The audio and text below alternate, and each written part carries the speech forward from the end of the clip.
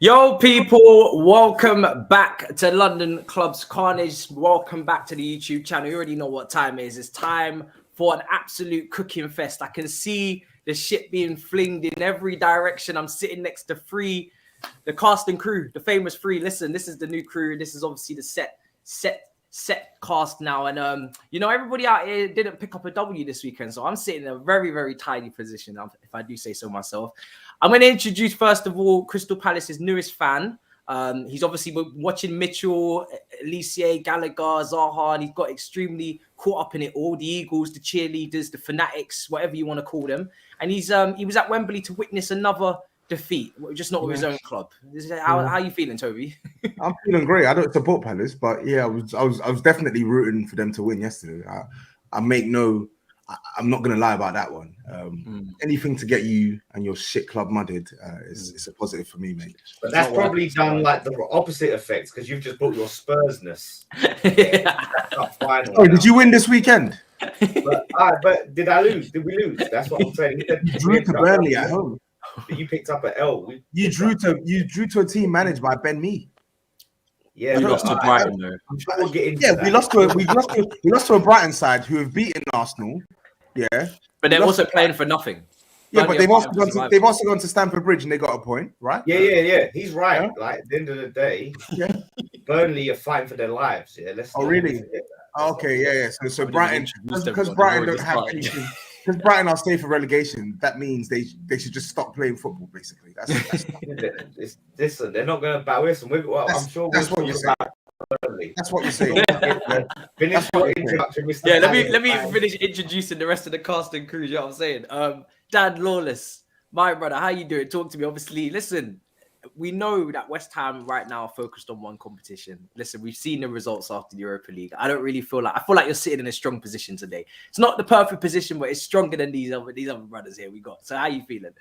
Yeah, I'm feeling good. I don't know how this guy can kind of try and banter me when we're through to the semi-final. Like, we obviously knew. Listen, I wasn't trying to banter you. You interrupted me, Matisse, introducing me. You interrupted. I had to make a point. So your point was bantering me, and then you expect me not to respond. No, but you can respond. You can't banter me. You can't banter a European semi-finalist. Yeah, that's all I'm saying. You can't. What the fuck are you talking about? I'm just saying. What is this guy talking about? You can't banter a European semi-finalist. Into everything. That's it. We'll get into it, Tobs. We'll get into it. I'm looking forward to really getting into the nitty-gritty of things. I'm happy to be here. 100%. Good to have you. And Dan Potts, my brother, talk to me. Listen, absolute pleasure. Not great timing, of course, because as you started now to be on this show, we're doing this regularly now. Arsenal have decided that they're going to start taking L's on a regular basis against the mid-table teams. How you feeling? Man, I'm feeling horrible, if I'm honest. I went out last night and oh, Jesus Christ, I had too many drinks and I feel about as horrible as our football team do, mate. It's unbelievable, but always a pleasure to be on with you three, man. And I'm looking forward to discussing this one because I'm interested in getting your thoughts on this weekend's games as well, man. It's been an interesting weekend for a lot of us, so yeah. 100%. We will actually mention Chelsea Palace. I don't really speak about Chelsea last week, but I feel like it's worthy of a mention, especially when Toby got front row seats. He had a lovely view of the whole thing, so I'm sure he's gonna be able to analyze this game. It was still a good view, vantage point. Yeah. You're feeling. I can tell you're under the cosh right now. It's very rare that Toby is a little bit like he's not really sure how he's gonna navigate these shows. You can see it. He's a little bit. He's not sure how to attack. West Ham are through to the finals. You're through to the finals, and Spurs lost. So I know I'm in for a cooking this week. So I just gotta be strategic in like where I pick my arguments. Do you get what I'm saying? I agree. So, even that shirt you're wearing does remind me of Brighton's away kit a little bit, or third kit. I'm not sure which one it is, but the Nike, the green, it's reminding me of it. So no, you're just waffling now. You're just waffling. Whose kit is that? Is that not Tottenham? Who are you wearing? It's Nigeria's kit. Oh, sorry. I was trying to zoom in. No. You look at you. You kids. You don't know anything. All you know is Chelsea. From the Eagles to the Super Eagles. Yeah, literally. I think he just got confused. Eagles. All right, let's actually start with the semi-final because that was the biggest game. And Toby got good views, so he'll be able to analyze it. I'm not gonna lie, Chelsea did not play well in that first half at all. I thought Palace were a Gallagher short and a Eze on the right short of doing damage, because it was a bit imbalanced from both flanks. I think Zaha was quite kind of isolated, or he wasn't really involved on the left. He didn't get as many touches as he would have wanted. I thought Reece James did well with him, but us not using Gallagher. Look, we've all heard Vieira's comments. He's been, saying that why can't we give the kids some experience? We all saw what Gallagher did against Tottenham, Arsenal, City at the Etihad. For me, he would have been just, especially with the press up against our midfielders, I feel like there would have been even more turnovers, because Chelsea did have quite a few moments where they were split down the middle and Christensen's positioning got them out of jail. So, I mean, I've spoken about it on my channel already. Toby, what was your thoughts? Just, did you feel like Vieira didn't go? Because Elise was injured with the France under-21, so that's why he probably didn't start. But do you feel like he could have gone more attacking? I mean, Eze was on the pitch, so I don't really know. I think his starting sort of tactic was fine in the first half, personally, because going into half time, I didn't look at that game thinking Palace looked the team to lose this game, even though on paper, Chelsea have got the stronger team at their disposal. But I felt Palace were defending really well, and I felt like they caused you lot to turn over the ball in like some pretty dangerous areas that I think would have been a bit more costly had they potentially had more attacking options on the pitch. Because I think what happened yesterday was Chelsea had a lot of the ball in the first half, but couldn't really do much with it. And especially when Kovacic went off, I think your midfield struggled a little bit in terms of the speed in which you're moving the ball and the penetration as well. So I felt Palace were comfortable, man. I felt going into that at half time, that's what you want, right? You want to keep the team, Chelsea looked like they had nothing. Like Kai Havertz was pocketed. Mason Mount was pocketed. Was anonymous. Murphy and Anderson were just cleaning up everything. Well, exactly. Anderson, and that's why I tweeted them at halftime. I said they were colossal. Like they were literally Havertz tried with Gurhi several times and got zero change. I felt the only player that looked positive outside of your back five was Werner. I think he's the one that looked a little bit threatening. That if something was going to happen, I think he was he was the one that was able to still sort of flex his muscle a little bit. Come up against Ward, it helped, exactly. Yeah. Despite Crystal Palace's shape, and then I think second half, of course that's where the quality sort of showed. I think Chelsea took it up another level, and Palace just couldn't cope. And I think, I think Palace they defended valiantly, but the first goal, let's be real, mistake from Tyreek Mitchell that presents Chelsea with an opportunity, and a top team, you can't be giving them the ball in those type of areas on the football pitch, because they will hurt you, and that's exactly what happened. Loftus-Cheek, credit to him. I've criticized him a lot. Have you? I didn't. I've criticized him a lot, not because he's shit, but because he's overrated by your fan base. And we're gonna get in that, are we? Yeah. I had to get it out. I still think that, but it was a really good goal. And then from then on, it was the game just opened up, man. I think you lot went 2-0 up. Good play from Werner and Mount. And when Vieira brought on the two subs, so when he brought on Benteke and Elise, it was basically playing like a 4-2-4.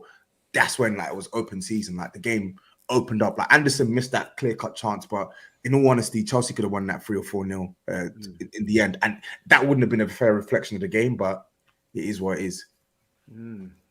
So it's an interesting one, because you said about Loftus-Cheek. Obviously, when he came on, I thought he changed the game, because we went to like a 3-man midfield now, and suddenly he's able to kind of get more involved and at least try and break through the lines a little bit with his dribbling and just getting in between the half spaces, which is obviously something that we weren't really doing.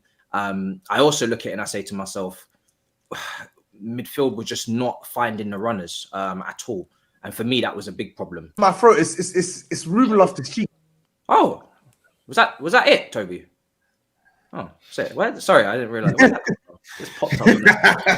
Dan Potts, how are you feeling about? Sorry, I don't know where that came from, bro. It came from Turkish, you little pussy, man. That's where it came from. That's where it came from. Listen, on Twitter, you two are just fucking going at it. It's quality. I can't lie. It's quality. Dan Potts, talk to me about Vieira, because yes, out of the semi-final, maybe things could have been different, but still gave a good account of themselves. And for me, you know, first half, like I said, it was very even, so did a great job. I know Arteta's under some pressure. We're speaking about it. We're going to get to it in more detail, but is Vieira showing you this season kind of what you want to see from your potential maybe new manager, if they are to be a club legend, that they're doing the development at Palace, at a lower team, making mistakes, learning from those mistakes? Is he like a potential Arsenal manager in your eye, or are you looking for just different, more experience, no emotional ties, that kind of stuff? Yeah, the latter. I don't want Vieira, because Vieira is a legend at Arsenal, and the Lampard situation could happen again with Patrick Vieira. It's a completely different job to come to Arsenal than it is to come to Crystal Palace. And with our fan base, I don't know what we'd see if we're getting this with Arteta. What the hell are we going to get with Vieira if things go wrong? I mean, the guy is an actual legend. So what I will say though is I am surprised at how good he's been. Like I tipped them to go down at the start of the season, not because of Vieira, because their team I thought was pretty poor. He come in the door and had 7 players apparently, and had to recruit and put in a philosophy and a style of play which has been attractive. If I'm honest with you, the recruitment's been absolutely superb, but also the way they play, I really like it. I only saw the first half yesterday because I had to shoot out afterwards. But from what I saw, they put up a good fight in the first half. I think the Kovacic injury was actually probably something that I thought would be a positive for Crystal Palace, but it turned actually out to be a blessing, because I think Ruben Loftus-Cheek, like you, Matisse, said, clearly changed the game. And I think Toby's been a bit harsh, personally. I don't think he's as bad as what Toby's making him out to be as a player. But certainly Palace would say that as well, because Palace, he was one of their best players when he came on loan to Crystal Palace. So I think Tobs has been a bit harsh there, but there we go. Wait, Dan, why am I being harsh by saying Chelsea fans overrate Ruben Loftus-Cheek? Well, how do they rate him is a better question than yeah, that is a good how question. they rate him? I don't know, because I've never heard them overrate him, to be fair. I don't think, listen, Ruben Loftus-Cheek has got tech, like he can play, but I don't think he's good enough to be playing regularly at Chelsea. That's fair. Chelsea fans do believe that. I don't think not all of them. I think it depends who you talk to, but there has been some overrating in the past. I remember when they put at least you know. So it's not come out of thin air. Yeah, right? I remember when they had him told he's the chosen one. Yeah, there was one time on Twitter when I was told he was the 3rd best player England had and stuff like that. I said, what? Surely you got going back a few years for that though, like quite in the last couple of years. I ain't heard anyone. 2019 is the only time you can possibly. And it's quite rich coming from Spurs fans who overrate people like Dele Alli and Eric Dyer for years. Do you know what I mean? So it's quite rich. You overrate Eric Dyer. Hey, what was that little song you like? Loads of fans, bro. Loads of Spurs fans. Yeah, we definitely got that song. And the thing is, Dan Potts, you say overrating Dele, like. Again, I don't think, maybe some fans overrated Dele, but like, I think for the most part, everyone would have agreed that despite his limitations, at his best, he was a quality player for Spurs. He was a quality player for Spurs. Nobody can deny that. So you saying that Spurs fans overrated him, at least we've got justification to overrate Dele Alli. He had a good season. He had a good season. But he had three back-to-back top seasons. He won PFA Young Player of the Year 2 years on the trot. Like, fair enough, some Spurs fans may have overgassed him, but we had ample reason to. I remember hearing all we've got is the word of Chelsea fans. Listen, the context of Ruben having a career-ending injury is always important. I think when we look at these players that Chelsea fans are overhyping, same goes for Hudson-Odoi. If you don't count in the fact that they've had career-ending injuries, it's the same with Wilshere. It's like telling Arsenal fans, "Oh, you overrated Wilshere." Well, there's clearly context to that because he had a massive injury. So when a player gets a massive injury, we all know, especially when they play in positions where ball carrying is one of their biggest threats, coming on and taking on players or dribbling, if they're, that is a huge loss, is to have your legs, basically chopped off and put back on again to go and play. It's always English players on Matisse, isn't it? It's always English players. Have you noticed? It's always he's English. He's gonna be world class. Like Rashford, I never got the hype with him. Like I used to see him and think, he looks like a half decent player, but he's basically a Gabby Agbonlahor, isn't he? He's not a Thierry Henry. But you'd think he was a Thierry Henry the way United fans were going on about. Henry would be Martial. Yeah. There you go. So it's crazy. But in fairness to Vieira, I think that he's got to be, at the moment, the job that he's done there, I think has got to be recognised. It's still a great season for him. He's safe there on the beach, and a semi-final is not what I think any of their fans would have expected. Vieira's kind of experience at Nice and, of course, at New York City, I think everybody would have said that he was probably going to struggle at Crystal Palace because of the fact that they had a lot of players come out the door and he basically had to rebuild it. And I just think it's a little bit harsh of some of the Arsenal fans that are saying, oh, Arteta looks much better than Patrick Vieira, when he's taken 2.5 years to have a style of play and Vieira's took 2.5 months. And Vieira's recruited a team and brought his own players in, and that's something that Arteta's needed 6 windows to do. So I don't understand how you can compare the two. I think Patrick Vieira's been great at Crystal Palace, and I love to see it because obviously the guy's a legend. I love him, and I hope he does well, and I hope he stays there, to be honest, and keeps going, because I think he's doing a great job. Now, but I'm going to come to Lawless before we get into North London's issues and problems over the weekend. But Lawless, I'm like I was saying before recording, I'm not even dealing with it. I'm just analysing and watching a lot of Palace fans who have been flying flags over the weekend and have had their kazoos out and their red and blue smoke, and the cheerleaders are inside ready to come out with the pom-poms and whatnot. And it's all lovely, and they're celebrating, their fandom being better than ours. I feel like, as a West Ham fan, you're part of this top 6, because obviously you guys have been, maybe in it last year and have competed this year a little bit as well. But at the same time, you're outside of it. And when the Super League was made, you can kind of look and say, these bastards. So you're giving us that good blend. Do you feel like maybe top 6 or big 6 fan bases don't appreciate these moments, semi-finals, finals, as much as they should? Or do you just feel like, okay, cool, you guys are getting there every year, I can understand the drop off in excitement. We would be like that too if we were in it. Yeah, do you know what? I think there's a bit of both, because obviously if it becomes a norm, innit? If you're constantly experiencing it, you can get normalized to it. But at the same time, look, I spoke to my friend Usman, who's a Man United fan, and he looked back on the last time that they won the league. And he was like, damn, I wish I celebrated that more. I wish I did more, because you never know how long it's going to be before you're there again. You look at Chelsea, right? And you think about this, because there's every chance in the summer that you get the wrong owners, you spiral out of control, you're where like Arsenal or Man United are now. And, you're looking back on those glory days, you're thinking, damn, like, I wish I really soaked that in and appreciated it more when it was there. But we never think like that as football fans. We're always thinking about the next thing and things like that. So, yeah, I think there's definitely that element of it. I think with Palace fans, and, look, I was happy for them. I wanted to see them win the whole thing. But as much as they talk about their support, I want to see if they could generate that atmosphere without that drum, that damn drum that they have. It's like, can you just do it a cappella? Yeah. Behind you and all of that. It just, to me, it's like Leicester with their clappers and that. It just seems like a helping hand. Yes. Yeah, isn't it? It's like you're getting a little bit of a support. You've got some training wheels with your atmosphere. And, it all sounds good and that, but you can't. I just think where you're bigging up your atmosphere, I never hear them really do it without that drum. So, yeah, I think they can settle down a little bit on the atmosphere. Like you said, they don't get there as much as you lot. That's sick. It's better than yours. But what do you mean it's better than? We don't have a drum. This is the point where we're talking about atmosphere. Take away the drum, I think it'd be better than yours. What? But this is a Spurs fan talking. I never said our atmosphere is good. They had Ed Sheeran. To be fair, they did have Ed Sheeran outside the protest, and that was quite incredible. Sorry, Malcolm X. You're talking to me about protests. Well, we won, so what the fuck are you talking about? Well, you think that's your doing? Hey, I would take credit regardless. Because you held up a sign outside like this. You think the Chelsea. We contributed. The manager spoke about it, and that's all I need. He gave some damning quotes on it. He said that you got to pay for that. You got to pay for the consequences of their words. As far as I'm concerned, Tuchel recognized it. Big up to us. But you guys, did you see the Sevilla? You guys didn't win your shit, by the way. Yeah, did you see that with no drum, with no guitar, no flipping flute or whatever?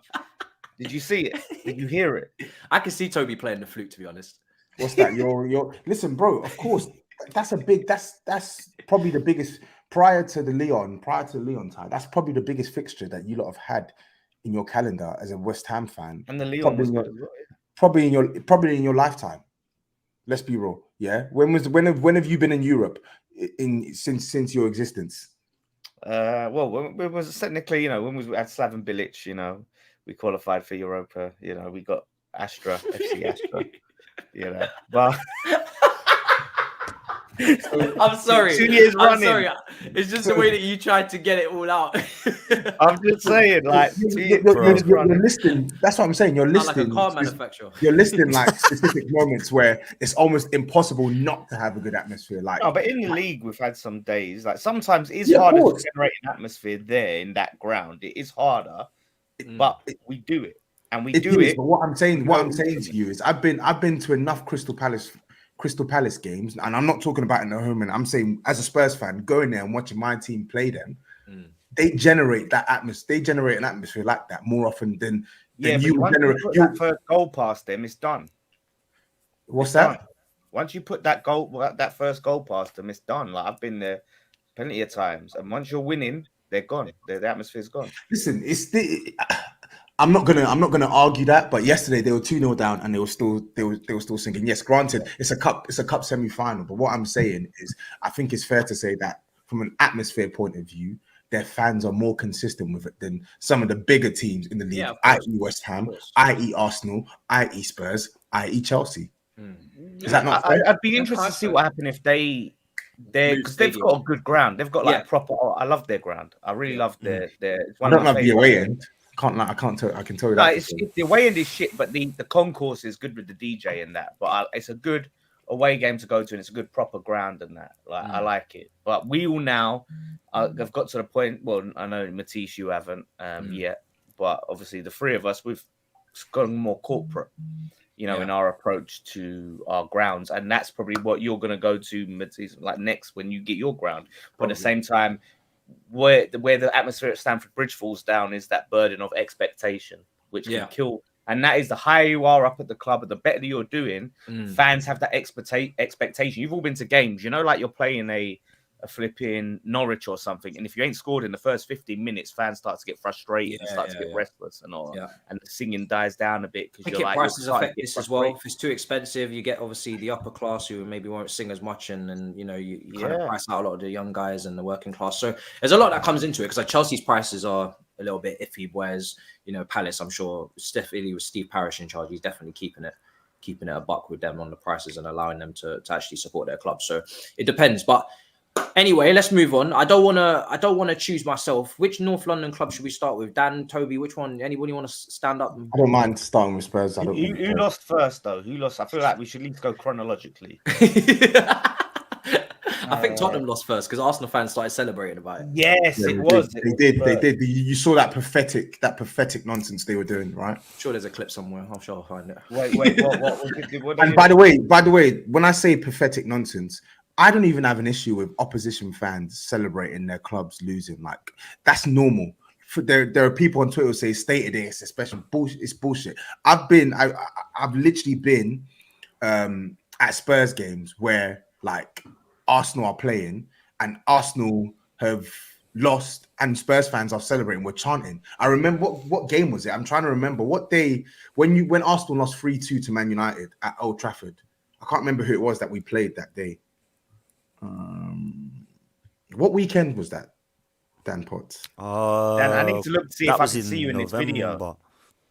I won't be there. Look at that. He's got I won't be there, bro. Trust me, I was not celebrating. I can tell you that now. I'm not playing games today, if I'm honest.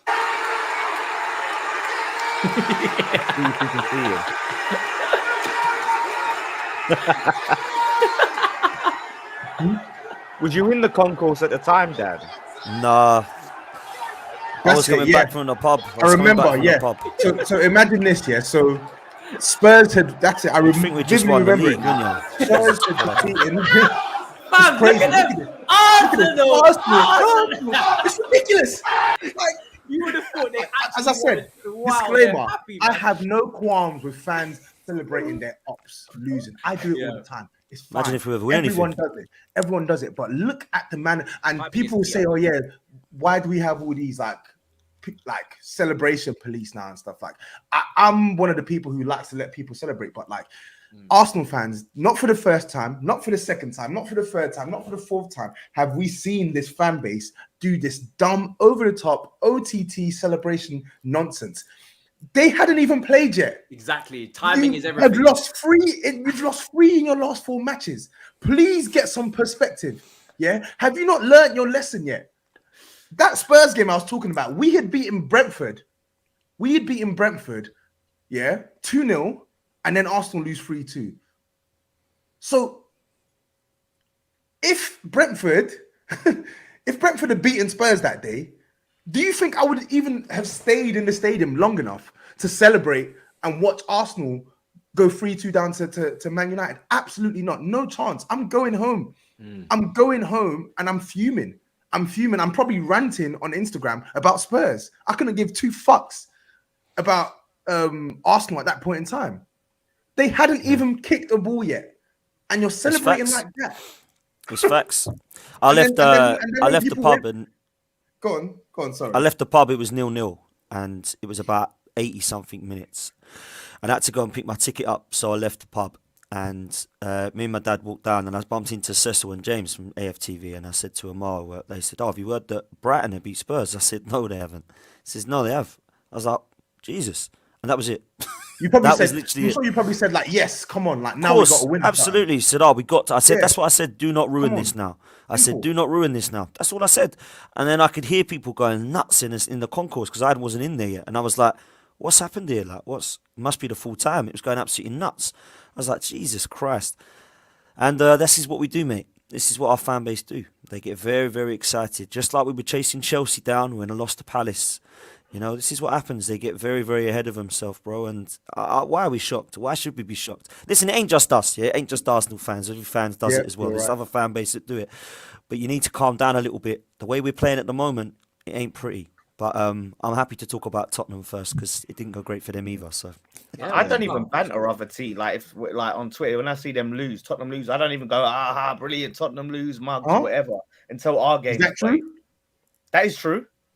Oh no, you're saying until West Ham play. Okay, cool. Yeah, until West Ham. I was gonna say that. I was gonna say, No, of course I banter. But no, like you've got to wait for your own result. And even then, I'm not celebrating like that. I'm not going. Yeah, it was as if we'd scored. I've seen the Emirates quieter. That's what sent me. It's the Arsenal. I've seen the Emirates quieter when we score a goal, bruv. Like, you know what I mean? Like, honestly, Emirates is quieter when we score a goal sometimes, and that. People love to shit on Lee, yeah, and Lee sometimes his points can be a little bit inconsistent. But if there's one thing I will always back Lee 1,000%. Doesn't get overexcited. It's one, he doesn't kill himself after every single one-off result, and 2, he doesn't lower his standards. Yeah, and you see with these fans, they have the audacity to go at other fans. Yeah, they have the cheek. The amount of DMs I get. There's even one guy in my DMs now, Arsenal fan. I can show you the messages. When I wouldn't even say anything about Arsenal. I'm talking about Spurs, and he would just message me saying, "Mind the gap, you cunt. Mind this, blah blah blah." Ha, ha, ha. All of a sudden, and now when Arsenal are losing, I keep messaging. I'm like, where are you? You're not messaging me anymore. Just turn your phone on. Come on. I feel like now he's backtracking. He's like, oh, when did I say this? When did I say that? I feel like when it comes down to it, and we got some breaking news, but when it comes down to this, I feel like because, and I always said this to Lee, because Lee has seen what Arsenal should be, he's seen the title wins, he knows what his standards are because that's what he grew up with. Where a lot of these younger Arsenal fans, they'd be lucky if they've even That's why I've always been all right with Lee Gunner. Me and Lee are pretty much on the same wavelength. And I've said to Lee many times, excuse me, I don't agree sometimes with the way he goes about things, but he spits facts. He does. He talks facts, you know, and this is why I'm cool with it. And I get that he's Marmite, and I get people think that he's toxic. I get that as well. But we're demanding the best. We're not happy with what we're seeing. So I'm not going to sit there and accept mediocrity like these fans. Yeah, 100%. And it's funny because I've always said this to Lee as well. Chelsea's fan base is complete opposite. The older fans actually remind us of how shit we were, and that they wouldn't actually mind being shit again if it got rid of the plastics, is what they say. And I'm just like, Wow. how is it in our best interest to be mid-table? They're like, well, if we was mid-table, at least then, we'd lose, half the fan base. And I'm just like, all right. Wow. Cool. That's unbelievable. So it's the complete opposite for us. And obviously the younger fans are used to success. They have high demands. It's completely the opposite. Whereas your younger fans are literally, tap dancing for Champions League. They only remember Arsene Wenger, bro. They only remember Arsene Wenger getting fourth as a trophy. Yeah. That's what they remember. So no, 100%. And there was I don't know if you. Well, first of all, let's get into the performance before I get into this. But we'll start with well, we're on Arsenal now. We may as well stick with Arsenal. The performance, Arteta in his quote said. Before we talk about Spurs. We were, but we were kind of like all over the shop, and I just was like, Right, "No, I'm just kind of." what it was you asked Toby, you asked Tobs about Spurs, and he turned it around. Yeah, he turned it around on Arsenal, and I was like, He's turned it around. That's very, very, very cleverly done. What did you think of the Tottenham game? Oh, let's just take the piss out of Arsenal, and then we'll just forget Spurs. We'll just talk about Arsenal. Yeah, that was it was a great Christ. move, and I want to credit it by actually doing as he planned. So we're going to. I didn't even bring up the celebration thing. I think it was Matisse who brought it up, wasn't it? Or was it Dan Lawless? No, you said that pathetic nonsense that they was doing. That's what you said. Yeah, because someone brought it up. That's why I said, "Oh yeah, I remember." No, but either way, I don't care if I brought it up because it was pathetic. It was utterly pathetic. I'm sorry. You gave us no choice. Was it as pathetic as your performance, though, Tobs? I want to know what your performance. No, was. it wasn't. It wasn't as pathetic as our performance. No, it wasn't. Our performance was worse. It was really, really bad performance. Good day from Brighton, but bad day from us. It was bad. It was bad. You had Son out, right? Because I look at that. I think Son wasn't playing, was he? No, he was playing. Oh, he was. Who? Oh, I know you missed flipping. Doherty, just Doherty. He's the only one that was missing. Just Doherty. And I was thinking, because it was one of the players. I was thinking, wait, that player, is he that vital where you just crumble? No. And I'm like, this is the thing. Spurs just have that in him, and it just seems when I see that, it's like, does anyone truly, really want this spot? That's what I'm like. It don't seem like anyone wants it. Like, you might as well just cancel it and have a top three, and none of us get it. It's been this way. It's been this way for years, though, Dan. Yeah, that's the thing. It's been this way for years. Like, top four is not a case of who is actually the fourth best team in the league. It's going to be like who's the best of the worst teams that could compete for fourth. Like, that's the way I see it, and that's the way it is now with Spurs. Even with us winning 6 in our last 7, I still can't confidently say that Spurs are a good side. We may have been playing like one. We've got a great manager. We've got some good players, yes. But as a collective, we're still not a good side. Like, we've lost, I can't even remember how many games we've lost this season, but we've lost, it might be even double figures that we've lost in the league this season. Let me just quickly check. Sorry. Yeah, it's 11 games. We've lost 11 games. Same as us. We've lost 11. We've played 32 games this season and we've lost 11. So that's over a third. That's over a third of your games that you've lost, either over or just under.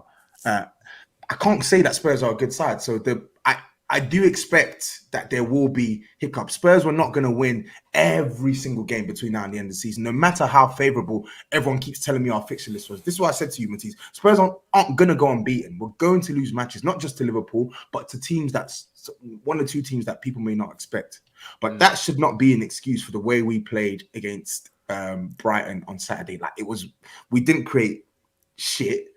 Struggle to play. In all honesty, Graham Potter, he really did a job on us. Like, Brighton, they did a job on us. They did their homeworks. They lost to us twice already this season. They figured out how we were going to set up against them, and they counteracted that, and it worked in their favor. I don't actually think, like, they were better than Spurs, but I don't think, like, if that game ended 0-0, I wouldn't have been surprised. But listen, when we play like that and we lose, I can't really complain at the result either. So does it worry you though? Because that's your first defeat in, I don't know, maybe 5 or 6. It's something that you bounce back from and just you take the blip and move on. Because Arsenal obviously on a spiral kind of thing and they've got 3 very difficult games coming up. They've got Chelsea, they got Manchester United, they got West Ham, and they still have to come to you as well later on. Whereas you guys, I know you just lost to Brighton, and it does look. I mean, if you had won that, I would have said you're definitely taking it now because you would have been on 60 points. You would have been 6 points clear of Arsenal. It does feel like an opportunity missed 100% for Tottenham. Because if you guys had just won that game, I think this would be basically done. To be honest, it would be almost done. Yeah, and that's the annoying part as well. Like it turned out to be like it was always going to be a must-win game. But when you look at the Arsenal result, and I'm sure Dan Potts will say the same for Arsenal in reverse, it was a big opportunity missed to sort of build on what we've been doing over the past couple of weeks, and that's what annoys me. And I will never not be worried about Spurs. I'm still not one. We'll speak on it in the Big Six tonight. You lot can ask me all you want. I still don't have 100% confidence that Spurs will finish top 4 because I'm going off what I've seen this season. I'm going off the state of the team. Even with Conte's brilliance, even with Kane, Kulusevski, Bentancur and stuff, we still have a tendency to get to put out performances like this. And that can only go away once we improve the personnel. And even in Conte's case, in some games where your plan A isn't working, maybe be a little bit more adaptable and give the opposition something else to think about. For the most part, Spurs just aren't a good side right now. And for us to make sure we're a good side, we need to build on the good things that we've done this season, build on the good assets we have in our squad. And hopefully we can maintain some of the consistency we've shown the past couple of weeks towards the end of the season, because it's been good. It's been good recently. It's been too good.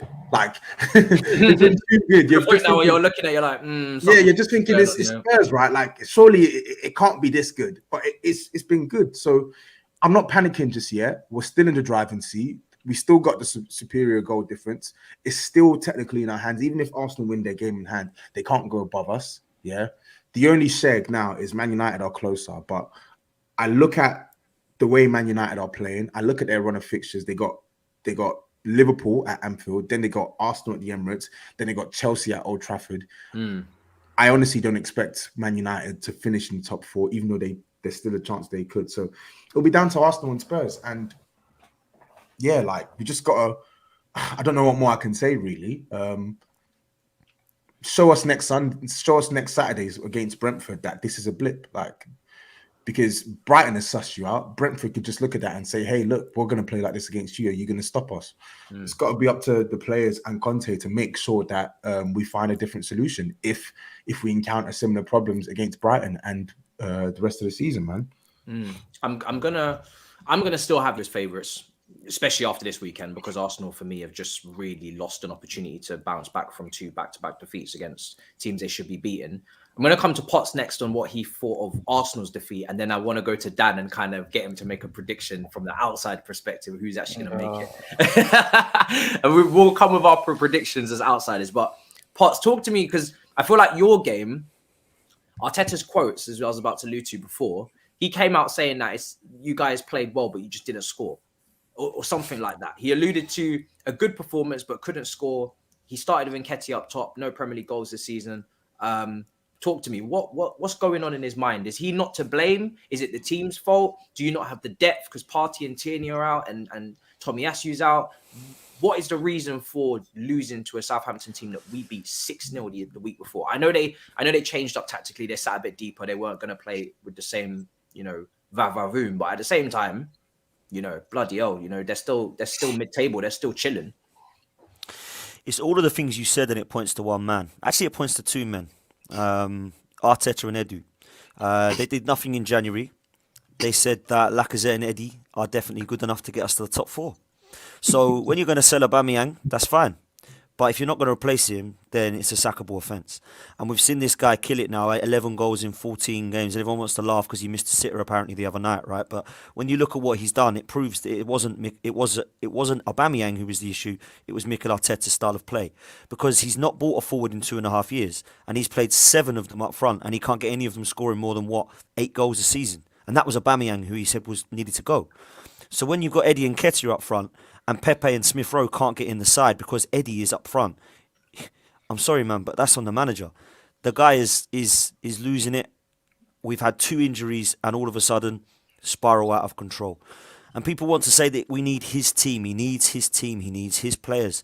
He's got these players. People are like, our fullbacks are out. Who was the person who bought the fullbacks that have come in? Cedric and Tavares. What manager bought both of them? Mikel Arteta. So they're his players. So don't come out and start telling me that because we've not got fullbacks, we're now in absolute turmoil, because it's rubbish. This manager should be able to coach a team, whether it's Nuno Tavares or Kieran Tierney. I understand the difference in class. I get it. I get that there's going to be some problems with, some of the attributes that Kieran Tierney can give you and some of his mentality. But you shouldn't just be crumbling now because Lokonga and Tavares are now there. Lokonga, another player that he bought. So when we come on and start lauding the players that he signed, we need to understand that some of them haven't quite worked out then. Because if you believe that Tavares and Lokonga aren't the answer, Mikel Arteta bought them players. So the way that we played Matisse was simple. We don't score goals, and if you get one, don't expect us to equalise because we're not scoring at the moment. So all Southampton did was scored that goal, which was a trash goal, by the way, from their point of view and from our point of view. It was just to kind of boot back, kind of over his head, and then just defended badly. Ben White sunning it up, waiting to get his chest back out because he's just lying there on the floor. It's embarrassing, mate. Just shocking defending from a guy that everyone thinks is the next Tony Adams, that I just think the jury's out with. And he's lying there, and you think, get up, mate. Get up, mate. It's too late. It's in the net. You absolute fool. So then we go 1-0 down, and Southampton have got, 11 men behind the ball for most of the game. We had a lot of possession. The geezer's coming out waffling, talking about basketball in his press conferences now, because he's saying that when you dominate a game, if you look at it, you look like you should win. But football ain't like basketball. Football is not like that. If you dominate most sports, you do actually win. It doesn't matter whether it's snooker, darts, cricket, rugby, or as he says, basketball. But football isn't like that. You can have 89% possession and lose the game. So I don't care that we had the most possession. I don't care that we created chances. None of our chances were put away by players that are young and inexperienced. Bukayo Saka, there's no excuse for that, bro. I know that we love him and we laud him and think he's great. You cannot miss that chance. Once you lift that, Fraser Forster, it's easy for him. Yeah, Smith Rowe just scuffed his chance at the end. Yeah, much harder chance, by the way, than Saka's. But for me, Mikel Arteta needs to look at himself there and say, right, why am I playing Eddie? I'd love to have a one-on-one chat with him and try and keep my cool with him and say, why are you playing this guy? Why are you playing Eddie? Because I'm not blaming Eddie anymore, man. I'm not blaming Eddie. He had one shot all game, by the way, and it was off target, I think. It's trash. He's shown me what he can do, Eddie Nketiah. It's not good enough. So why is the manager still suggesting that he plays? This guy's even come out and says, I don't want to sign a new contract. I want to get first team football elsewhere. And we're still playing him, begging him to try and play. What's he trying to prove? He's trying to prove that Eddie's good enough, and he's not. We can see it. So when Lacazette's out, you have to play Martinelli down the middle. I don't know why he's so against it. Then Smith Rowe gets back into the team. Or if you want to play Pepe, you can play Pepe. Whatever it be, Pepe might get a lot of criticism, and I think it's unfair for me. He's not my favourite player by far, but actually what you look at, he gives you goals. His numbers are good. His numbers are really good. 16 goals last season. The guy's not been given a chance this season, so he's hardly scored anything. He's coming on with 20 minutes when we're normally down. And they're asking him to turn up and do a madness. He ain't going to do it. So I just think the manager's time's up. I've said it for a long time. I've been saying the same thing for 2 years. And now Arsenal fans want to come in my DMs and start apologising for giving me abuse. No, stay over there. You're trusting this process. You've got another 2.5 years of this. Don't come at me now and start saying I was right. I wanted to be wrong. I was happy to give this guy a chance when we were going on a nice little run, saying, you know what? I'm not convinced, but keep going, and you might be able to. If you can get me Champions League football, that's all good. We ain't getting it, mate. There is no chance in hell of us getting top 4. No chance. So Man United. Do you not think there's going to be... I think 4 losses in 5. Surely there's got to be some reaction. I know you look at the fixtures. Granted, Chelsea away, that's daunting. So let's hope Chelsea. But they did the double over us yesterday. So sorry, not yesterday. Last year they did the double over us. Yeah. So I'm looking at these home. That home fixture last year was weird, man. Arsenal didn't even play well. It was just some weird. Yeah, that was a weird game. But the point I'm making is this: you look at the fixtures that they have here, like you have, Dan. So you have Chelsea, Arsenal, West Ham. Yeah, we've seen that West Ham.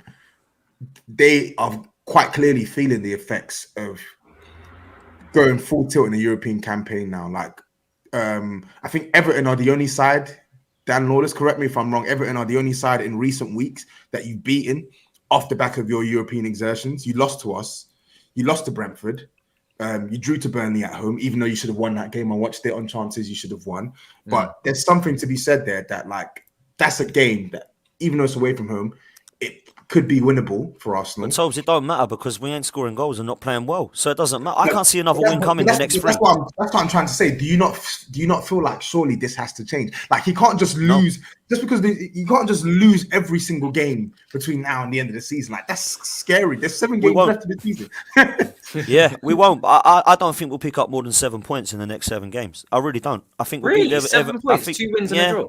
Yeah, I think we'll beat Everton and Leeds, and we'll probably pick up a point at Newcastle. I think we'll lose the rest. I think we'll definitely lose to Spurs and Chelsea. I think we'll definitely lose to Man United, and I think West Ham is maybe Man United at home. Come on, Dan.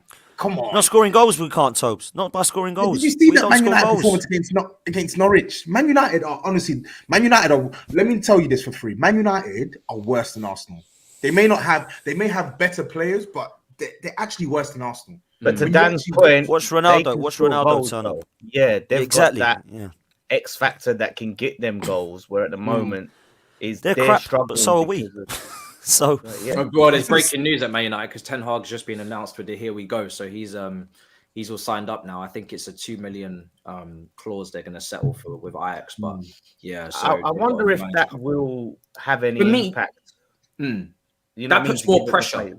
Yeah, more pressure, or the players start to go shit. Let's start to pull our socks up because we want to be coming. Fans next yeah, because he's coming, and he's actually quite a bit of in terms of personality wise, he's a bit closer to maybe like a Pep, where he's quite, he knows what he wants. Do you know what I mean? And he's not a pushover in that respect. From what I've seen post-match interviews, he seems to demand a lot from his Ajax team as well. It's very, very insightful, and obviously he knows the game very well. But this is going to put an interesting spin on Man United, but I want to go back to Arsenal and say that is putting pressure on Arsenal because we speak about in the Big Six. Me and Toby have been pushing this heavily because everyone's saying you're expected to finish outside the top 4, so it's fine. I always say you have to overachieve to achieve anything. That's the quote that I came with. And 100%. Arsenal now seeing Ten Hag go into Manchester United, potentially a new, Ragnick going upstairs as a advisor or whatever the hell he's going to be. They could actually be in the process of sorting themselves out and cleansing that squad. And there's a lot of contracts running out. If you don't make top 4 this year and they sort themselves out, next year they're going to be better than this year. I have no doubts about that. But Matisse, what's the common denominator here? What's the common denominator? The 5 managers that you've just said of them 5 teams are better than ours. Yeah. Conte, Pep, Klopp, even Moyes. They're all better than Mikel Arteta. I'm sorry, they are. People will say that's harsh when it's out of order and the Arsenal fan base will start crying. But it's true. They're all better than Mikel Arteta. They are. I mean, if you don't believe that Tuchel, Pep, Klopp, Conte and Ten Hag are better than Arteta, then you may as well go home. Exactly. But you'll get Arsenal fans that will say no because they're deluded. Tonight. Listen, I don't even know. It's going to be mad because I've got my own agendas that I need to. I know you got some shit to get off your chest. Because it's been a long week. Coming from me, you're coming. Yeah. I know if me and Steve are getting it. Yeah, last week, I know we really pushed some buttons. So it's long, but I agree with everything you're saying, Dan. I personally think if he doesn't make top 4, he should be sacked. And I'm not even 100%. Saying sack him because it's like a. You got to walk the walk of shame with your head down. He's done some good things by cleansing that squad and getting rid of some experienced players. But to take you to the next level, for me to compete, you need a top manager. You need some experience, and you need someone who's just been there and done it. And the training wheels have got to come off now. He can learn elsewhere. I don't think he has to leave this Arsenal job and go down to the Championship or something. I think he can get a good Premier League job if he puts together a good presentation for it. But I mean, if Lampard can get one, he can get one. Maybe even Ollie. Who knows? He might get a round 2. But when it comes down to Arsenal, the standards, I think me and Toby have higher standards for Arsenal than people on sometimes. Some of the Arsenal fans. Yeah, but we talk about a Big Six. We have higher standards than they do. Remember last season, they were killing us for saying that that Arsenal have got a better squad than Southampton. Bro. Oh my God. Who was killing you? The comments, bro. They were killing Arsenal fans saying they were killing us. We had DMs as well. Arsenal fans saying you have no right to talk about our situation. Give Arteta time. All of this. I was like, what? This is what I get, bro. This is what I get. I said it. I was on box to box with Turkish today because we're doing previews, obviously, for Chelsea. I was saying, Arsenal, if they finish, say, 5th, they had no Europe. they had 1 game a week. They were out the FA Cup in the 3rd round. If you add spent Europe, 150 million. yeah, if you add Europe to this, like usual, the Europa League, which will definitely be in minimum. Imagine where we'd you be. give them West Ham season with the lack of depth you have, a couple of injuries, and now you're all fucking crazy. You're losing your minds. They're basically 8th and 7th, surely. You know what I mean? Yeah, it's like, not much has really changed. I think we'll come all there anyway. I think we'll finish 7th or 8th again anyway now. I just can't see a win around the corner. We've not got the strength in depth. And they need to be sacked because of that, in my opinion. I don't care whether we come 5th and then people think it's progress. It's not progress. What's the point of coming out of Europe to then just qualify for Europe?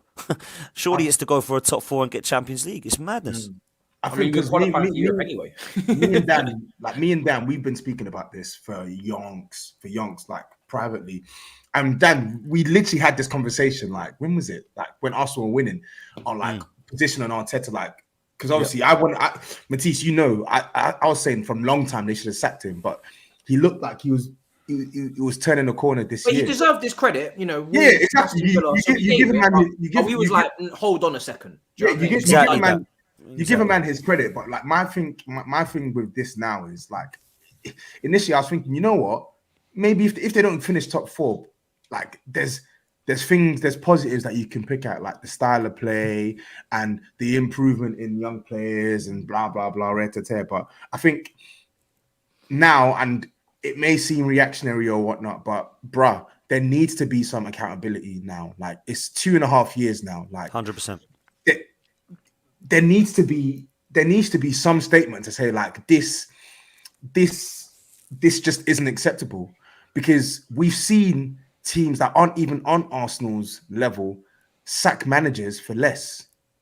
Burnley have just got rid of their manager who has saved them years after years after years. Madness. Why? Because they're shit scared of relegation and they want to stay in this league. They need to survive. And they felt, I don't think it's the right decision, but it's a decision that they've taken. Southampton did it years back with Nigel Ranieri Atkins, sacked at Leicester for winning the title the year before. Ranieri exactly sacked at Leicester. Even us, I never wanted Pochettino sacked. I hated it, absolutely hated it. But Daniel Levy sacked him because he thought that was what could save the season. It didn't. But the point I'm making is that at what point are Arsenal gonna show some accountability? And this is where it comes from their owners again, Tobes. This is where it comes to their owners again. What point is that gonna exactly? What point are we gonna actually see that? Like me and Saeed, after Steve's birthday in the summer, we were talking about it before Man United offered Ollie a new contract, and I said before the news even broke, I said if it was me, like I've tried to defend Ollie where I can, but it's clear to see after that Villarreal final defeat and stuff. Yeah, he finished second, but it was obvious to see that Ole Gunnar Solskjaer, like, there's no place higher that he could take Man United. Like, he's not good enough to win the league title, and clearly, how many attempts he had at winning a trophy with them, he's not good enough to win him a trophy, and he had no other indicators, no consistent style of play.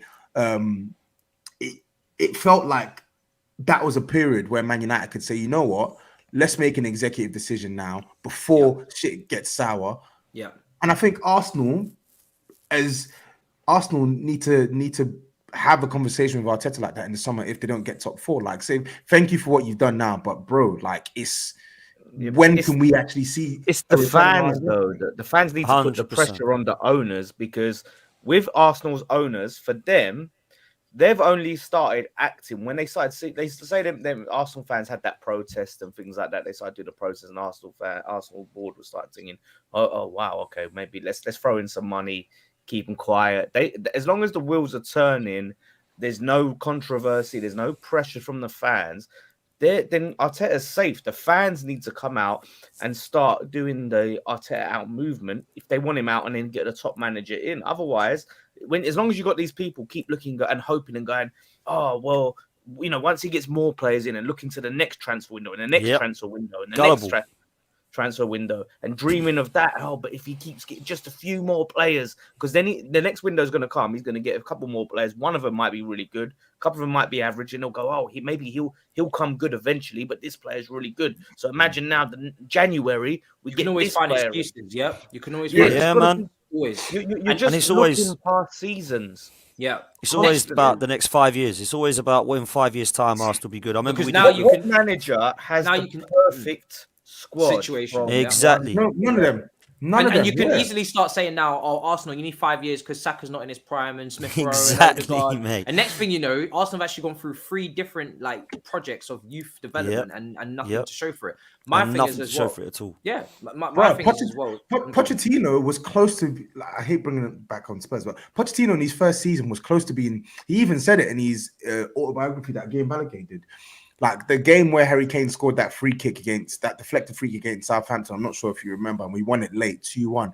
It was off. That was our first win in like 5 or 6 matches or something like that. And Poch even admitted to it that like if he had lost that game, then his position at Spurs would have been completely different. Why? Because he knew that Daniel Levy, as much as I hate the guy, he knew that there was a standard. There was a standard that he had to adhere to, or he's out. And I just think now with Arsenal, as good as Arteta's done in 2022, there has to be some accountability. 100%. There really does. And unfortunately, really Tobs, we've got the fans Dan Lawless is talking about, which is spot on, and they deserve Kroenke and Arteta because they believe they're happy with this. They're singing songs about us qualifying for a Champions League. Like, there was a lovely comment on Twitter. Yeah, mate. You see, like we a sacked. comp. Hold on, One with, I can find it while you're talking. You seen it, Lawless, with Interstellar. It's got the Interstellar. Have you not watched Interstellar?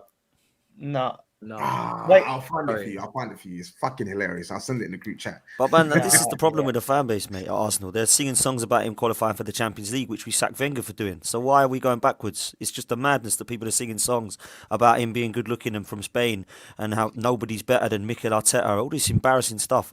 It's just awful to sit next to and listen to this. I can't sing it. Can't get behind it, man. I'm afraid. And people might think that makes me a bad fan. Well, so be it, because I'm demanding more. I don't want to see this guy in the team in the manager position anymore.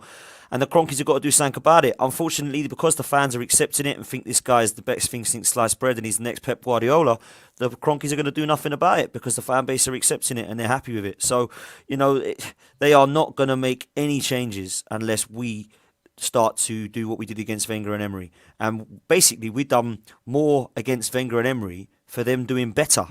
Wenger and Emery did a much better job than this guy's doing.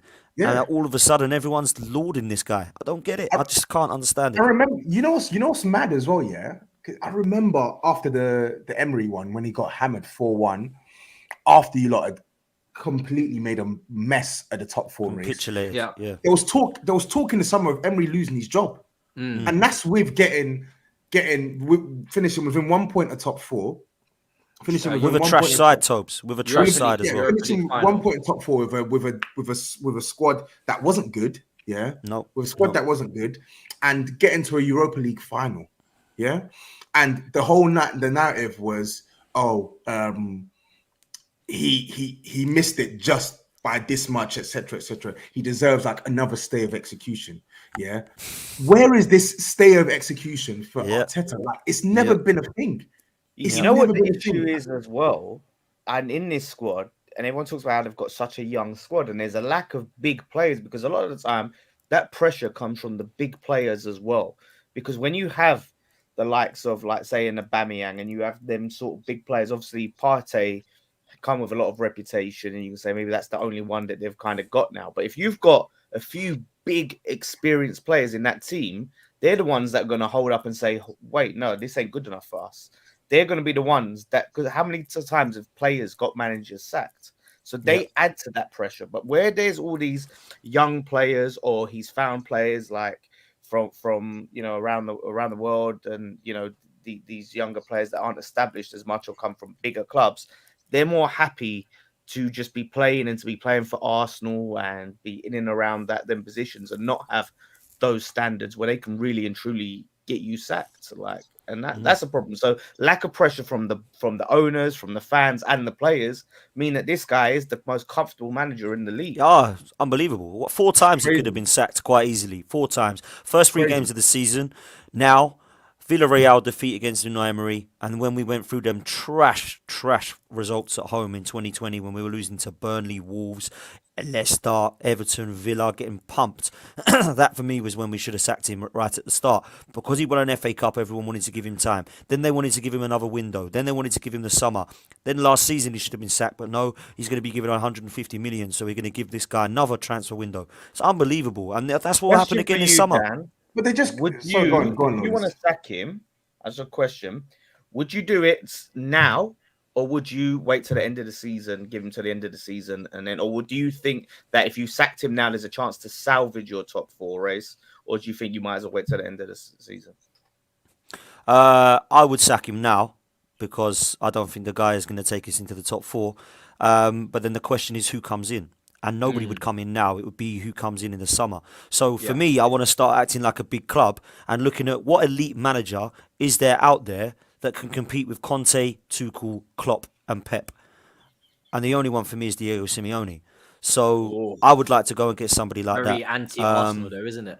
Massively anti-Arsenal. A lot of fans would say no because they don't play attractive football. What the hell are we watching at the moment? Unattractive football. Do you know what? With Simeone, Simeone, only after Wenger that really brought that. You never used to be known for that attractive football, really, before Wenger, did you? Really, truly. Exactly. With Simeone, though, I don't know.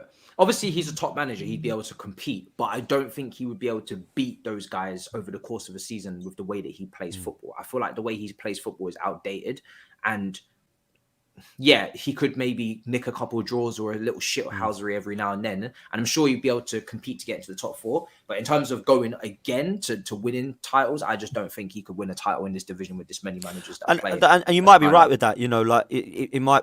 For me, it would be him or Roberto Mancini. I think Mancini would be decent as well. But I want to go that level, is what I'm saying, Matisse. I don't want to go Patrick Vieira. I don't want to go. You know, in that. Would you look at Ancelotti if Ancelotti got sacked from Madrid? Because Madrid is always 100%. Like literally a melting pot. I think Ancelotti. I wanted Ancelotti to come when Arteta went to. I wanted Arteta to go to Everton and Ancelotti to come to Arsenal. I thought that would have been the way around, but obviously it was the other way around. For me, Ancelotti. You know, I always was a fan of Rafa Benitez, and everyone said he was washed up now because of Everton. But I look at what he's done and he can do, and I don't think that would be a horrendously bad option. But maybe he's kind of past it, like people are saying. But for me, that kind of elite level that have won stuff before, not just titles, Champions Leagues. For me, that's what Arsenal should always be demanding, is that kind of level. Not, we want to in 5 years' time get a young manager and a young team so that in 5 years' time we can compete. I want to compete now. Well, you know, we knocked the stadium down to compete for titles, not to wait 5 years or 18 years. You know, when we last won the league, Matisse, you would have said to me it's going to be 18 years and Arsenal still won't get another trophy. I'd have gone, what? We've just gone unbeaten. Of course we're going to win another league in 18 years. So, you know, to go and do this process and knock down the stadium and build the fantastic Emirates, what to play in the Conference League? Not for me. And these 5-year projects, nothing's guaranteed. You can't just say, let's bring another manager and, he's going to compete in 5 years, because there's so many changes and variables between other teams up and coming or maybe signing the players. There's no guarantee the players that they bring in are all going to hit it off, and then maybe another player leaves or another player gets a big injury. So you're taking a big gamble by saying, right, we're going to risk the next 5 years and give this guy a chance to then get us where we want to be. But where did they ever work, Lawless? Where does a 5-year project ever worked? Well, I can't think of one. Didn't work someone for, name me like Liverpool, maybe? TFL? It didn't work for you lot either. I think but you know what it is though with Liverpool though? I think with Liverpool, and this is why I hate the comparison with Klopp. Liverpool, year-on-year progression. Year-on-year progression. Clear progression as well. Jurgen Klopp took over Liverpool in what, like October? I think it's like October 2015, like that. That was a really bad Liverpool squad. Yeah, they got to 2 cup finals that year. The next year they had no Champions League. They lose both of them, didn't they? They lost both of them. Yep. But he got some credible results that season. I think he beat you lot at Stamford Bridge. I think, correct me if I'm wrong. He beat Man City at the Etihad and stuff like that. Like, there were glaring indications that this guy was getting this team to perform better than its makeup. Do you get what I'm saying? The following season, no Europe, and they get top 4. Okay, granted, they scraped it, but they get top 4. The following season, they finish top 4 again, and they get to a Champions League final. So facts what you're saying, bro. It's so true what you're saying. And remember, did you mention the Europa League? Sorry, didn't you? Yeah. So they were quick progression. Like, we're talking. And let's not forget when we're talking like return to Champions League finals, Next final, bang. You know what I mean? Now we're Precisely. talking league title, And Matisse, bang. Like, correct me if I'm wrong, but didn't you win the league when you come out of Europe? And then Liverpool nearly yeah, won we the did, league yeah, coming out yeah. of they Europe. did. So Yeah, we did, yeah. we go out of Europe and we can't get back into the top 4. We're not talking about titles here. We're talking about trying to qualify for the top 4. Listen, I'm not unrealistic to know that you know, enough to know that we're not going to win the title. But my point is that top 4 is open for us. If we don't get it, the guys got to go, because we were in pole position and we have crumbled. And unfortunately, the manager's to blame for that. When the manager's not buying players in January, when the manager's putting stupid decisions like Xhaka at left back, taking both of our fullbacks off and wondering why we had no width against Southampton on Saturday, those kind of decisions, playing Eddie Nketiah, I'm afraid that's down to one man. January. You literally sold your own depth in January. Sorry, I have to go back to this again, but then we it's the one word that we've all mentioned, and it's this accountability factor thing, isn't it? Because now you just have to ask yourself, like, what is it that Arsenal see that we don't see, that they're waiting on to happen? Because there are other clubs that have sacked it. Not Man City, West Ham got by all accounts got a manager that is probably miles clear of any other manager that they've had in terms of what he's done in football. Like Pellegrini, he's managed Villarreal, he's won the league with Man City, he's managed Malaga, he's done big things in football. They gave this guy money, they gave this guy time, even when he wasn't doing well, and they cut ties. They cut ties because it wasn't working. Chelsea did something they had never done, which is give a manager like Frank Lampard. They basically said the first season we're wiping it clean because there's no expectation, transfer ban. Second season, we're going to give you money and you'll be judged. Like teams that are either on a similar level to Arsenal or an inferior level to Arsenal, they have a set standard. And if the manager doesn't meet that set standard, they're gone. And Lampard is a far bigger legend than Arteta. Lampard is a legend. Arteta's not a legend. You know, Spurs with Nuno, like, I'm looking at this, and Matisse, you asked me to start the season. I didn't even think Spurs could finish. I think you'd touch and go whether we could finish in the top 6.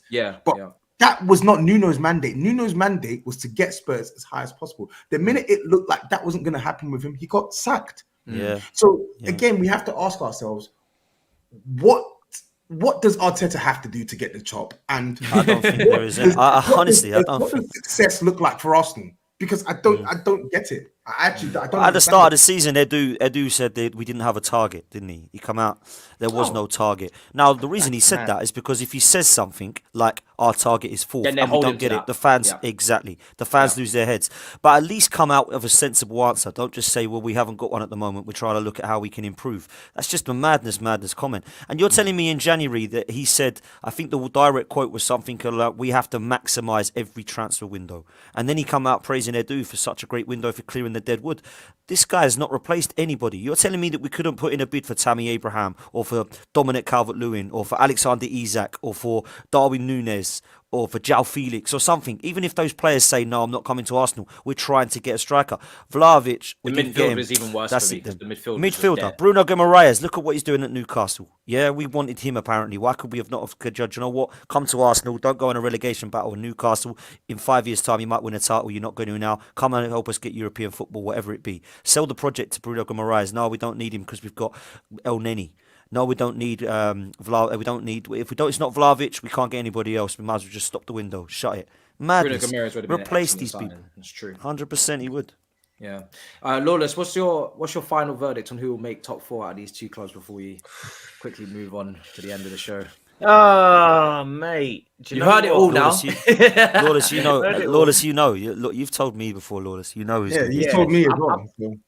I'm hoping somehow either us or Man United can come and do it, because these two. But yeah, you can't look beyond Spurs. Spurs are going to drop stupid points from now till the end of the season, but for the most part, they've got the quality to get the job done and bang those goals and outscore their opponents for most of the time. So I really and truly can't look past Spurs. Again, the key thing is Arsenal have to go to Spurs as well. And that's not a happy hunting ground, really, for Arsenal. And yeah, the form is just atrocious for Arsenal. And this is the thing. It's that, I said it in the group chat. It's Arteta's inability to cope with adversity. And a couple of these injuries now, obviously Partey is probably out for the season, and Tierney is probably out for the season. I know they might be getting Tomiyasu back, but I don't think Tomiyasu is going to be the difference that gets them back into a hunt for 4. So I think that could cost them. So yeah, Spurs, I can't really look past them and say they're probably going to get it, really. Yeah, and obviously to close up, we got Chelsea versus Arsenal on Wednesday. I need Chelsea to absolutely just bin these lot and win this game. I don't want to see no complacency, no resting of players, no nonsense. We lost to them twice last year, and we have the opportunity now to put an 11-point gap on them. And obviously they have that game in hand over United and Tottenham, but an 11-point gap on them, and I want that done. And we still have a game in hand as well. I want it done. I want it done because three games ago we were going to catch you apparently, Matisse. Yeah, listen, it's true. Yeah, 3 games ago Arsenal were talking. They were talking mad, bro. Chatting mad was in my comments, and we're gonna come for 3rd, and look at this now, bronze medal, World Cup station. Don't include me in that, by the way, bro. Because I didn't say that shit. Definitely not you. But there's you know what? The less I speak on this, the better. If I speak, I'm in big trouble. 100%. Same it for Big Six as well. But listen, for me, we need to put a gap between them, and I want this 3rd place looking comfortable to the point where, you know, people can say, all right, cool, there is a difference between Chelsea and this other lot. Because I was sitting on a round table on AFTV with Tobs, Cams, and Turkish talking about top 4, and I'm like, this shouldn't be happening. It should, but it is. You know, it is, and it's really happening. And I had to blink twice and click my fingers. Oh shit! This is really happening. We're really having this conversation for the 5th year in a row. He was never getting dragged into that, bro. Do you know what? The fact that we're even involved in the conversation is disrespectful. So I would rather we just really do win this game and show the difference in quality between our team and your team. Because there is a gap. There's a sizable gap. As much as I shit on Chelsea, there's a sizable gap in quality. There is, but we need to show it because Liverpool and Man City never get in this conversation. So, but listen, we're gonna wrap things up. It's been a brilliant episode. The chemistry is on point, and I must say, it's good to see everyone slinging shit because I just knew it was coming, and we couldn't even get everybody introduced before they started going off on each other. So it's quality. But Toby, let them know where to find you, bro. Big up for coming on, man. Yeah, tapping Tobes on all platforms and on Instagram, on Twitter. Lots of memes YouTube going about as well. Look out for some content. Really, that's it. There you go, Dan Lawless, bro. Big up. Listen, talk to us. Let them know where to find you. The Europa League journey continues. I'm sure it's going to be a madness. Bubbles blowing and that. Yeah, absolutely, mate. Absolutely. At the Lawless on Twitter, West Ham Fan TV. If you want to come and hear about some European football, you know, obviously we've been I don't know, you know, it's true. I'm the only one here as well. That's the funny thing, you know. You're the only one. You know what's it? You're the only. Let me come on your next watch along, Dan. Fucking hell. Do you know what? I would love that. I wish you was there for the Sevilla one. I wish, mate. That would have been beautiful. But yeah, you're welcome in the studio, my friend. You are welcome to come. Where is it? Experience. It's in Manor Park, East London.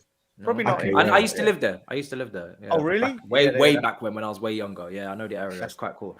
I mean, you're quite young now, so that was when you were like. Ribena. Listen, I'll take out all my Ribena and fruit juice. You know what I'm saying? I'll get it all popping when we hopefully lift this FA Cup. That's the next thing on this. Yeah, you're gonna win it, yeah. Listen, if we better, because if we lose 5 Wembley, that wasn't what you. We will. We will. Because if we lose 5 Wembley in a row, 5 finals at Wembley, plus twice to Liverpool in the same season, you won't see me this summer. So it's long. By the way, Todd, let me get a percent. You wouldn't give it to me on the Big Six show, by the way. Oh yes, when you popped in and did a madness. Yeah, I was. You were spinning. You were so lit, and Toby was also lit, but in a different type of way. Probably. He was drunk, man. It was funny. Toby was necking pina coladas. He was. Yeah, like see me. I was drunk because I was celebrating. Yeah. He was looking at them goals going in and going like, "Oh, geez." He was like Phil Mitchell, you know, when he's like, Yeah, like you wouldn't just come on. You said 0% on Lee Judge's TV. Then we beat Sevilla and you went 20%. What is the percentage? Come on, just give us the percent. It's a strong. The thing is, I don't even have a number now, but I'll just say it. Like I've been pummeled into submission. Like I think there is a strong chance that West Ham actually can win this trophy now, and it's making me sick. So now I'm just putting all my efforts towards Frankfurt. I'm praying to Frankfurt. I'm doing. You see how the Muslims are fasting for Ramadan. I'm praying, Christian praying, fasting. I know I serve a good God, and I know He won't let me down. So yeah. Yeah, listen, you got to get a ticket in the Frankfurt end. Yeah, so we're gonna try. And I don't know any Frankfurt fans, so. Mate. I love how that's trust me, I turned around. would do it. I would do it just to see me buried. I love how You that's. would do it, and that's what I'm saying. You would bring in that Spursiness into the Frankfurt fan base like you did Alice, and they would then We're lucky we didn't speak much about West Ham drawing to Burnley. You lost a lot of semi-finals over the didn't years, feel like Spurs, isn't it? So because we know why West Ham really drew to Burnley, if we're honest. You know what I mean? We know. Yeah, we know come the reason on. why. We know the you reason admitted why it West real Ham- quick. I'm just gonna say this: the injury killed us. It killed us, man. Killed our mental. Vlasic's head was gone. I don't think we're gonna say look at me yet. In East London, Toby just chilling in Manor Park. Every time West Ham win in Europe. Oh shit, man! Toby, are you making brilliant. drinks tonight? 'Cause I'll drink. Probably, yeah. You know what? I've I'll actually get some drinks. We'll have some drinks together. Don't worry about it. When we start, I got cooking £9. I need to buy myself some pineapple juice, some coconut milk, and some rum. Actually, I might need more than £9 for all of that. And Dan Potts, bro. Listen, talk to us. Let them know where to find you. It's been an absolute pleasure as always. I don't wish you guys well, obviously, on Wednesday, but you know, it is what it is. Man, absolutely. Cheers for having me on again, bro. Much appreciated. Always love coming on. At DanArsenal87 on all social media platforms. And me and Lee Judges run a channel together, Lee Judges TV, where you're going to be appearing tonight, Matisse. So yeah, looking forward for the preview. So yeah, it's going to be a good show hopefully later. And yeah, let's hope that Arsenal pick up some form. But thanks for having me on, man. 100%. Guys, links will be in the description for everyone as always, and tags in the title. Make sure you subscribe to all the channels. You got fan cams popping off at West Ham. You got, Toby, dashing pina coladas at screens. You got, Dan. We're going to be on there tonight talking Chelsea Arsenal. So make sure you come and check us out there at 7:00. And yeah, obviously for me, content wise, I'm on enemy lines this for the build up as well, doing AFTV, and we're chatting to Laurie, we're chatting to Curtis, we're chatting to Turkish. So yeah, catch me on there for some content as well, and obviously daily on here. And yeah, until next time, in a bit, people. Peace.